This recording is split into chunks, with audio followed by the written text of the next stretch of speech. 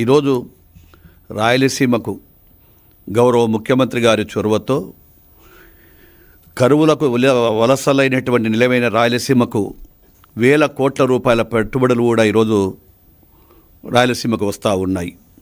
24 నెలల పాలనలోనే దాదాపుగా 240 పరిశ్రమల ద్వారా 5,33,000 కోట్ల రూపాయలు పెట్టుబడి రావడం జరిగిందని గర్వంగా చెప్పగలుగుతా ఉన్నాం.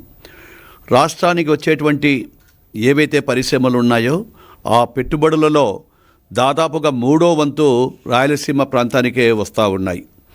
వచ్చిన ఉద్యోగాల్లో ముఖ్యంగా సింహభాగం అంతా కూడా ఆ ఉద్యోగ అవకాశాలన్నీ కూడా యువతకు వచ్చే విధంగా వారికి అన్ని ఏర్పాట్లు కూడా చేయడం జరిగిందని చెప్పి తెలియజేస్తూ ఉన్నా. మొన్ననే గౌరవ లోకేష్ బాబు గారు 1,000 కోట్ల రూపాయలతో పెట్టుబడితో 3,000 మందికి ఉద్యోగ అవకాశాలు కల్పించేటువంటి క్యారియర్ సంబంధించినటువంటి ఏసీలకు సంబంధించిన కంపెనీ కూడా ఆ రోజు పూజ చేయడం, శంకుస్థాపన చేయడం కూడా జరిగింది. రాయలసీమలో పరిశ్రమలోనే తిరుపతిలో 2,508 కోట్ల పెట్టుబడితో రాయల్ ఎన్ఫీల్డ్ ఎక్కడో ఉన్నటువంటి మద్రాసుకు పోవలసినటువంటి ఆ యొక్క కంపెనీని కూడా గౌరవ ముఖ్యమంత్రి గారి చొరవతో ఈరోజు ఈ యొక్క తిరుపతిలోనే రాయల్ ఎన్ఫీల్డ్ కూడా తీసుకురావటం, ఆ యూనిట్ని తీసుకొచ్చి 1 సంవత్సరం కాలం లోపలనే చేయాలని చెప్పి కూడా గౌరవ ముఖ్యమంత్రి గారు ఆదేశాలు ఇచ్చారు. అదేవిధంగా సత్యసాయి జిల్లాలో పుట్టపర్తిలో DRDO కింద 15,800 కోట్ల రూపాయల పెట్టుబడితో AMCA యుద్ధ విమానాల తయారీ, అంటే ఇది భారతదేశంలోనే గర్వించదగ్గ ప్రాజెక్ట్ ఇటువంటిది. అటువంటి ప్రాజెక్టు ఈరోజు పుట్టపర్తికి రావడం కూడా చాలా గర్వకారణమని కూడా తెలియజేస్తూ ఉన్నాము. యుద్ధ విమానాల ద్వారా యూనిట్ ద్వారా 7,500 ఉద్యోగాలతో పాటు అనేక అనుబంధ పరిశ్రమలు కూడా అక్కడికి రాబోతూ ఉన్నాయి. పుట్టపర్తి కూడా కేంద్రంగా మారుతూ ఉంది. రాబోయే రోజుల్లో పుట్టపర్తిలోనే 1,50,000 కోట్ల రూపాయలు పెట్టుబడులు పెట్టడానికి ఈ యొక్క ఇండస్ట్రీస్ కానీ పరిశ్రమలందరూ కూడా అధిపతులందరూ కూడా ముందుకు వస్తూ ఉన్నారు. అదేవిధంగా సత్యసాయి జిల్లా రిలయన్స్ ఆధ్వర్యంలో 51,000 కోట్లతో solar power and battery storage system, Kadapa జిల్లాలో ఆదాని సంస్థ ద్వారా 12,000 కోట్లతో హైడ్రో ఎనర్జీ ప్రాజెక్టులు, అదేవిధంగా కర్నూలు జిల్లాకు సంబంధించి డ్రోన్ సిటీ, అన్నమయ్య, తిరుపతి జిల్లాలో స్పేస్ సిటీలు కూడా మొదలైనాయి. అదేవిధంగా ఓరోకల్లుకు సంబంధించి 5,000 కోట్లతో పారిశ్రామిక అభివృద్ధి జరుగుతూ ఉంది. ఇప్పటికే అక్కడ 25,000 కోట్ల రూపాయలు పెట్టుబడి వచ్చాయి. అదేవిధంగా రిలయన్స్ ఇండస్ట్రీకి సంబంధించిన ఫుడ్ ప్రాసెసింగ్ యూనిట్ కూడా అక్కడ ఏర్పాటు చేయడం జరుగుతూ ఉంది.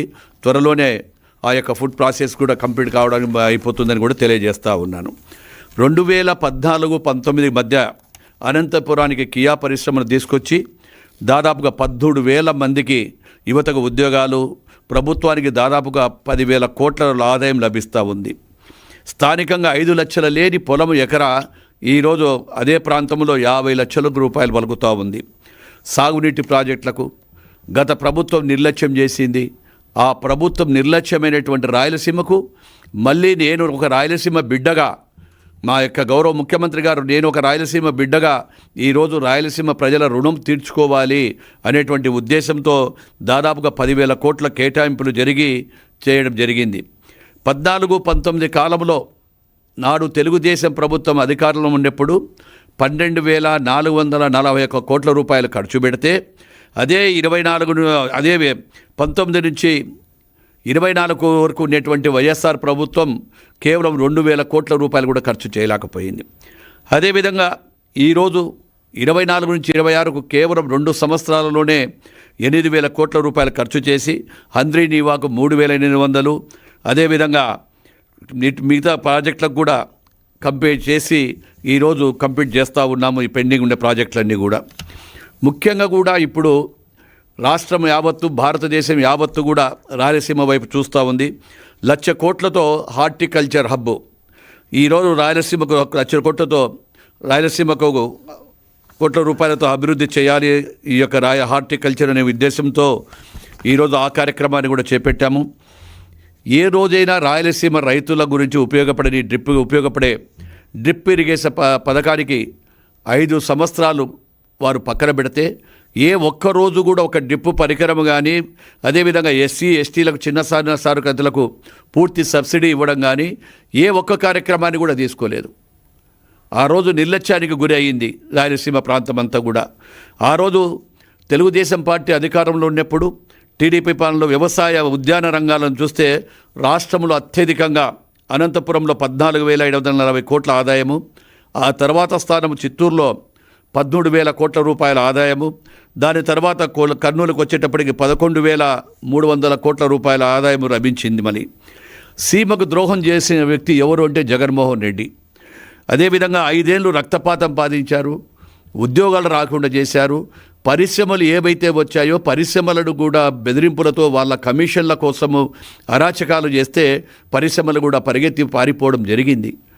నాడు ఇదే కొలిముళ్ళ మండలంలో ఆల్ట్రాటెక్కు సంబంధించినటువంటి ఫ్యాక్టరీ వారు మేము పెడతామని చెప్పి ముందుకు వస్తే ఆ యొక్క ఫ్యాక్టరీ వారిని కూడా వాళ్ళ కమిషన్ల కోసం చేస్తే ఆ రోజు ఆ యొక్క పరిశ్రమ కూడా వచ్చినటువంటి మొదలు పెట్టాల్సినటువంటి పనిని క్యాన్సిల్ చేసుకొని వెళ్ళిపోవడం జరిగింది. అదే మా ప్రభుత్వం వచ్చిన తర్వాత ఈరోజు 2 యూనిట్ల ఆల్ట్రాటెక్లో 1 యూనిట్ తయారవుతూ ఉంది రెడీగా. అదేవిధంగా ఇంకొక యూనిట్ కూడా రామ్కో సిమెంట్ వారు కూడా 2వ యూనిట్ తయారు చేస్తూ ఉన్నారు. ఈరోజు పరిశ్రమలు వస్తూ ఉన్నాయంటే ఒక బ్రాండ్ అంబాసిడర్గా ఉన్నటువంటి గౌరవ ముఖ్యమంత్రి శ్రీ నారా చంద్రబాబు నాయుడు గారిని చూసి వారి విజన్ను చూసుకొచ్చి ఆ విధంగా వారికి కూడా ఈరోజు పరిశ్రమలు మేము పెడతామని చెప్పి వేల కోట్ల రూపాయల పెట్టుబడులు పెట్టడానికి ఈరోజు దేశ విదేశాల నుంచి కూడా పరిశ్రమలు పెట్టడానికి పారిశ్రామికవేత్తలందరూ కూడా ఈ యొక్క ఆంధ్ర వైపు అటు రాయలసీమ వైపు, ఎందుకంటే అందరికీ సంతృప్తి జరిగినటువంటి సిమెంట్ ఇండస్ట్రీస్కి ముఖ్యంగా అక్కడ కావాల్సినటువంటి రా మెటీరియల్ అంతా కూడా అక్కడ ఉంది. ఆ రా మెటీరియల్ కూడా ఈరోజు సద్వినియోగం చేసే విధంగా చేస్తూ ఉన్నాం. ఇదే ఈ గొడ్డలు పార్టీ చేసిన రాజకీయాలు ఏం చేశారు? కక్ష సాధింపు చర్యలు, మనుషులను గొడవలలో కేసులు పెట్టి ఇరికేయడము, ఆస్తులు లాక్కోవడము, అదేవిధంగా ల్యాండ్ టైటిల్ యాక్ట్ తీసుకురావడము, అదేవిధంగా రైతుల పాస్బుక్కుల మీద కూడా వాళ్ళ ఫోటోలు వేసుకొని రైతులందరూ కూడా భయాందోళన చెందడం జరిగింది. ఈరోజు ఎక్కడ పోయినా కానీ కూడా ఈ యొక్క జగన్ రెడ్డి ఫ్రాక్షన్ గురించి మాట్లాడుతూ ఉన్నారు. గతంలో తెలుగుదేశం పార్టీ అధికారంలో ఉన్నప్పుడు గౌరవ ముఖ్యమంత్రి గారు ఫ్రాక్షన్ నిర్మూలన చేసి ఆ రోజు ఎవరికి ఏ ఇబ్బందులు ఉండద్దు, అందరూ సుఖ సంతోషాలతో ఉండాలి ప్రజలని ఆ రోజు ఫ్రాక్షన్ లేకుండా చేస్తే, మళ్ళీ ఈరోజు గొడ్డలి పార్టీ అధ్యక్షుడు వచ్చిన తర్వాత మళ్ళీ తన యొక్క వికృత రూపంతో ఎక్కడ చూసి కూడా 5 సంవత్సరాలు దాడులు జరిగాయి. ఇప్పటికీ వాళ్ళ దాడులతోనే దౌర్జన్యాలతోనే పని చేస్తాము, మేము దౌర్జన్యంతోనే అధికారంలోకి వస్తామని అనుకుంటున్నారేమో కానీ ప్రజలు దాన్ని క్షమించే పరిస్థితిలో లేరు. ఈ గొడ్డలి పార్టీని సమూలంగా మూసివేయాలి, సమూలంగా చేయాలనేటువంటి ఉద్దేశంతోనే ఆ రోజు మాకు దాదాపుగా 164 సీట్లు ఇవ్వడం జరిగింది. కేవలం ఈరోజు 11 సీట్లకే ఈ 151 సీట్ల నుంచి 11 సీట్లకు వచ్చిన తర్వాత ఇప్పటికీ కూడా గొడ్డలి పార్టీ అధ్యక్షుడిలో ఎలాంటి మార్పు రాలేదు. గొడ్డలి పార్టీ అధ్యక్షుడు ఒకటే అనుకుంటున్నాడు, మేము దౌర్జన్యాలు చేస్తాము, మళ్ళీ మా ప్రభుత్వం వస్తుంది, రప్ప ఆడిస్తాము. ఏంటి, ఒక మాజీ ముఖ్యమంత్రి ఈరోజు ప్రజలకు సంబంధించినటువంటి సమస్యల మీద నువ్వు మాట్లాడాలి తప్ప మళ్ళీ రప్పలు ఆడిస్తాము, పొట్టేళ్ళు కోసినట్టు కోస్తాము. ప్రజలు మిమ్మల్ని ఆల్రెడీ కోసేశారు.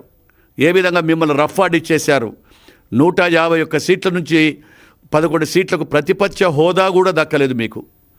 ప్రతిపక్ష హోదా దక్కని వాళ్ళకు ఇంకా సిగ్గు శరం లేకుండా ఈరోజు మళ్ళీ విచ్చలవిడిగా కూడా విజృంభించి అనేకమైన కార్యక్రమాలు ఈరోజు ఏదో చేసుకొని రాష్ట్రంలో శాంతియుతంగా ఉన్నటువంటి రాష్ట్రంలో పరిపాలనలో కూడా అనేకమైన ఇబ్బందులు కలిగేట్టుగా చేస్తూ ఉన్నారని కూడా తెలియజేస్తూ ఉన్నాము. ఏది ఏమైనా రాయలసీమ ప్రాంతానికి అటు ఇరిగేషన్ ప్రాజెక్టులు కానీ అదేవిధంగా పరిశ్రమలు కానీ ఇవన్నీ కూడా రావాలంటే ఒక తెలుగుదేశం ప్రభుత్వంతోనే సాధ్యం. మా యువ నాయకుడు శ్రీ లోకేష్ బాబు గారు కూడా నిత్యం ఎక్కడెక్కడ పరిశ్రమలు వస్తున్నాయంటే వారి దగ్గరికి వెళ్ళి ఈ పరిశ్రమలు మా ప్రాంతంలో పెట్టండి, మీకు సింగిల్ విండో కింద కూడా అనుమతులు ఇస్తాము, మీకు కావాల్సినటువంటి సహాయ సహకారాలు మాకు ఉంటాము, మా ప్రాంతంలో యువతకు ఉద్యోగాలు కల్పించాలి అనేటువంటి ఉద్దేశంతో ఈరోజు నారా లోకేష్ బాబు గారు కూడా నిత్యం కూడా పరిశ్రమల కోసం వస్తూ ఉన్నారు. ఈరోజు అదేవిధంగా రాయలసీమ ప్రాంతంలో హార్టికల్చర్ హబ్కు అనువైన ప్రాంతము, ఆ ప్రాంతానికి ఈ 1,00,000 కోట్లతో రూపురేఖలే మారబోతున్నాయి. ఏదైతే హార్టికల్చర్ హబ్ వస్తూ ఉందో దాని ద్వారా లక్షల కోట్ల రూపాయలు ఈరోజు ప్రభుత్వం ఖర్చు పెట్టి ఈ యొక్క రాయలసీమను రతనాల సీమగా మార్చాలనేటువంటి మా గౌరవ ముఖ్యమంత్రి గారి ఆలోచనలకు ప్రజలు కూడా స్వాగతిస్తున్నారు. ఈ యొక్క గొడ్డలి పార్టీ అధ్యక్షుడు ఎన్ని కలలు కన్యా, ఎన్ని మాటలు చెప్పినా ఈరోజు ప్రజలు నమ్మే పరిస్థితుల్లో లేరు. రేపు రాబోయే స్థానిక ఎన్నికలలో వాళ్ళకి ఎక్కడ కూడా డిపాజిట్లు కూడా రావు. ఈరోజు చూస్తూ ఉన్నాం ఎక్కడ పోయినా అరాచకము. గతంలో రాజధానిని చూసి సర్వనాశనం చేశారు, పోలవరాన్ని నాశనం చేశారు.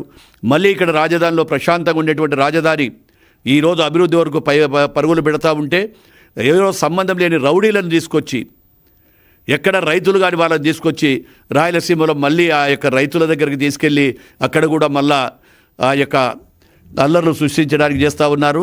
ఏదేమైనా మా ప్రభుత్వం శాంతియుతంగా ఏది చేయాలనుకున్నామో ఆ యొక్క ఈరోజు రాయలసీమ దీనికి యొక్క సంబంధించినటువంటి రాజధాని ఖచ్చితంగా నిర్మించడం అయిపోతుంది. త్వరలోనే అన్నీ కంప్లీట్ అవుతూ ఉన్నాయి. అటు రాయలసీమ, ఉత్తరాంధ్ర, ఆంధ్ర అన్ని ప్రాంతాలకు సమన్వయం చేయాలనేటువంటి ఉద్దేశంతోనే గౌరవ ముఖ్యమంత్రి గారు అటు పెట్టుబడులు కానీ, రాయలసీమకు హబ్బు కానీ, ఇండస్ట్రీస్ కానీ తీసుకొస్తా ఉన్నాం. కాబట్టి ఇప్పటికైనా గొడ్డలి పార్టీ వారి నాయకుడు మేల్కొని ప్రజలతో ఏదైతే ఉన్నాయో సూచనల ప్రకారం వెళ్ళాలని చెప్పి కూడా తెలియజేస్తా ఉన్నాను.